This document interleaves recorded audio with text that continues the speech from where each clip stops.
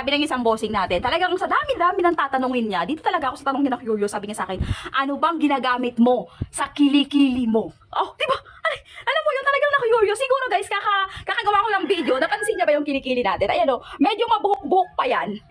Eto ha, i-reveal ko lang naman. I-reveal ko. Oh, eto lang ang nag-iisang sikreto na ginagamit ko sa aking liki-liki. Oh, medyo mabuhok pa yan mga pangga ko. Ayan o, nag-i-spray lang ako. Maraming katulad to. Eto na naman tayo sa maraming katulad. Maraming katulad to mga pangga. Kaya dapat, ayan, dito kayo mag-check out sa mismong link ko. Eto yung appearance niya. Bago to gamitin, shake, shake, shake muna. Spray lang ng konti mga peb. Okay, spray mo lang ng konti yan. Tapos, ayun na, ganun lang. Pakita ko sa inyo. Okay, ito yan. Ito yung ginagamit natin. Tapos, ayan. Shake lang natin ng konti. Tapos, mga pangga, spray lang natin ng ganito. Spray lang natin. Ayan, oh. Diba? Tapos, babad mo lang yan ng konti, mga beb ko. Ayan, ayan. Ganyan na ganyan. Ayan, naka-zoom in na mabuti yan. Ganyan na ganyan makikita mo. Oh, ayan mga pangga, ah. Naka-zoom in na mabuti, ah. Ayan, kitang-kita mo. May mga libag-libag pa yan, mga buhok-buhok. Ayan, makikita mo dyan. Ganyan na ganyan yung appearance niyan. Oh, para hindi ka maligaw. Oh, ganitong-ganito yung mismong makukuha at mag-check out mo. Maglalagay ako ng link dyan sa baba. Oh.